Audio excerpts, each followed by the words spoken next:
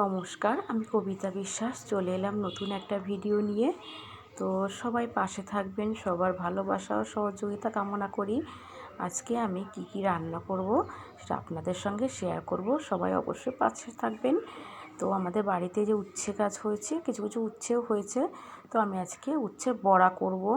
আর সাথে আরও রান্নাবান্না আছে, অবশ্যই পাশে থাকবেন। কিছু উচ্ছে পাতা আমি তুলে নিচ্ছি, বড়া করা হবে। এগুলো খাওয়া শরীরের পক্ষে খুবই ভালো, তো সবাই পাশে থাকবেন। এখন আমি চলে এসেছি রান্নাঘরে। আমি মিক্সিতে আদা জিরে লঙ্কা দিয়ে রেখেছি, আর দিচ্ছি এখানে কাজু বাদাম আর চীনা বাদাম ভিজিয়ে রেখেছিলাম সব কিছুই, যাতে সহজে পেস্ট করা যায়। এখন দিয়ে দিলাম কয়েক টুকরো রসুনের কোয়া, আর এখানে কিছু পেঁয়াজ কুচি।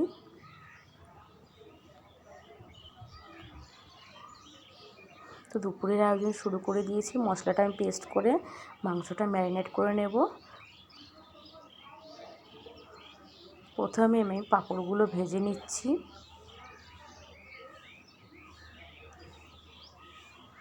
পাঁপড়গুলো একটু লাল লাল করে ভেজে নেব।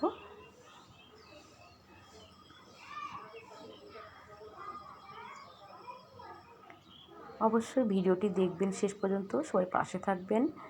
এদিকে আমি একটা কড়াইতে আলু ভেজে নিচ্ছি মাংসের জন্য।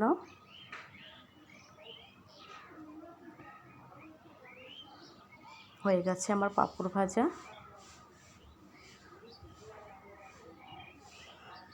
এবার কিছু কালারিং পাঁপড় দিয়ে দিচ্ছি। এগুলো আমার মেয়ে খেতে খুব পছন্দ করে। দু রকমের, তো এই জন্য অল্প অল্প করে ভেজে নিলাম। এগুলো আমের চাটনির সঙ্গে বেশ ভালো লাগে। আমের চাটনি করা হবে।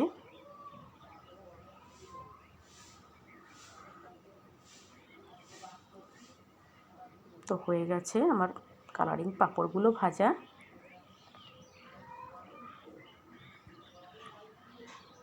ওদিকে মাংস ম্যারিনেট করে রেখে দিয়েছি। এবার কড়াইতে আমি 5 ফোড়ন আর শুকনো লঙ্কা ফোড়ন দিয়েছি আমের চাটনি করার জন্য।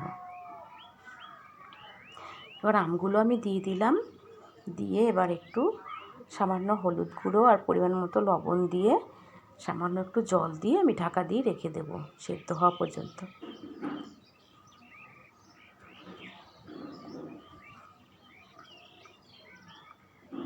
জল দিয়ে এবার আমি ঢাকা দিয়ে দেবো।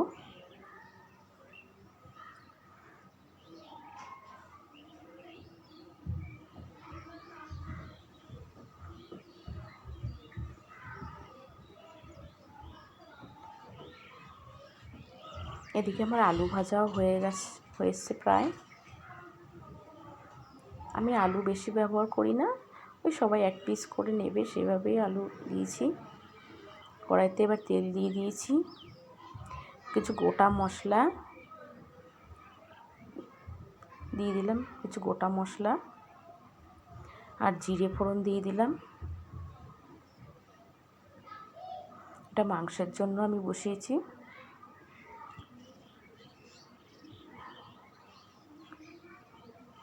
হালকা লাল করে ভেজে নিতে হবে। এবার পেঁয়াজ আর একটু রসুন থেতো করে দিয়ে দিলাম। ভালো করে লাল লাল করে ভেজে নেব।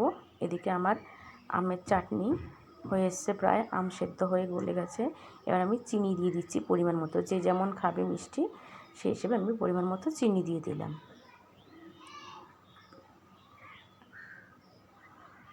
চিনি দিয়ে ভালো করে নাড়িয়ে নিয়েছি। এবার এদিকে পেঁয়াজগুলো লাল লাল করে ভাজা হয়ে গেছে।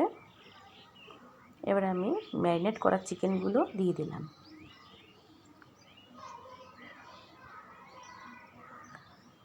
চিকেনের মধ্যে কাজু বাদাম আর চীনা বাদামগুলো দিলে চিকেনের গ্রেভিটা বেশ ভালো হয়, খেতে ভালো লাগে। এদিকে আমের চাটনি হয়ে গেছে আমার।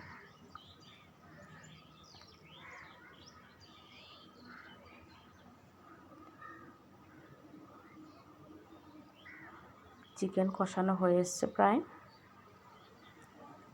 ভাজা আলুগুলো দিয়ে দিলাম, যেহেতু ভাজাই আছে তাই একটু পরে দিলাম।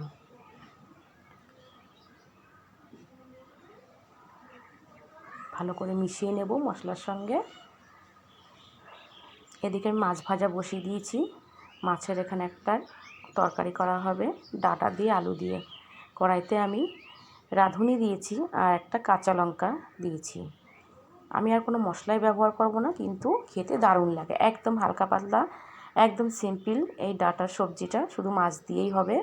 ওইদিকে মশলা তো হচ্ছেই, চিকেন, এই জন্য এটা আমি একদম সিম্পল করব। একটু লঙ্কা দিয়ে দিলাম, কয়েক টুকরো হলুদ দিলাম আর লবণ দিলাম,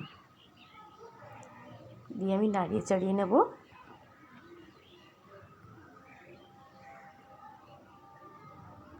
একটু ভাজা ভাজা করে নেব আমি। এবার গরম জল দিয়ে দেবো। এভাবে সিম্পলভাবে রান্না করলে কিন্তু খেতে দারুণ লাগে। অনেকেই অনেক ধরনের মশলা ব্যবহার করে, পেঁয়াজ ব্যবহার করেন, ওগুলো না করলেও হবে। এদিকে মাংসেও গরম জল দিয়ে দিচ্ছি, কষানো হয়ে গেছে।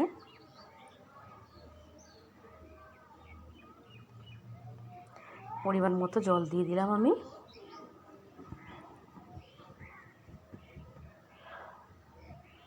দিয়ে এবার ঢাকা দিয়ে দেবো। এদিকে আমার মাছের ঝোলও প্রায় হয়ে এসছে। একদম সিম্পল রান্নাবান্না আজকে।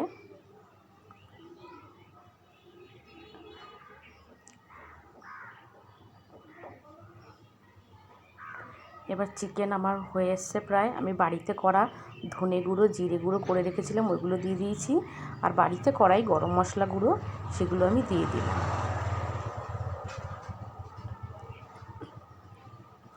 এগুলো লাস্টের দিকে দিলে ফ্লেভারটা দারুণ আসে। বাড়িতে করা তো টেস্ট অন্যরকম আসে, বেশ ভালো লাগে খেতে। এই যে সেই উচ্ছে পাতা, এবার উচ্ছে পাতা বড়া করার জন্য আমি এখানে লঙ্কার গুঁড়ো, হলুদ গুঁড়ো আর লবণ নিয়ে নিয়েছি পরিমাণ মতো, আর জল দিয়ে একটা ব্যাটার তৈরি করে নেব। উচ্ছে পাতাগুলো আমি গোটা গোটা পাতা দুটো করে নেব, নিয়ে ওগুলোকে বড়া করব। এদিকে ভাতও বসিয়ে দিয়েছি, আমার রান্নাবান্না প্রায় হয়ে এসছে। এই যে আমার বড়াগুলো করা হয়ে গেছে। এগুলো এখনই গরম গরম সবাই খেয়ে নেবে। যাই হোক, এই যে আমার রেসিপি পুরো রেডি। এই যে মাছের ডাঁটা দিয়ে মাছের তরকারি, আর এখানে আছে চিকেন, তারপর উচ্ছে পাতার বড়া, আমের চাটনি, আর এদিকে পাঁপড় ভাজা, আর এদিকে ভাত। আজকের মতো এ পর্যন্ত। সবাই ভালো থাকবেন। অসংখ্য ধন্যবাদ সবাইকে।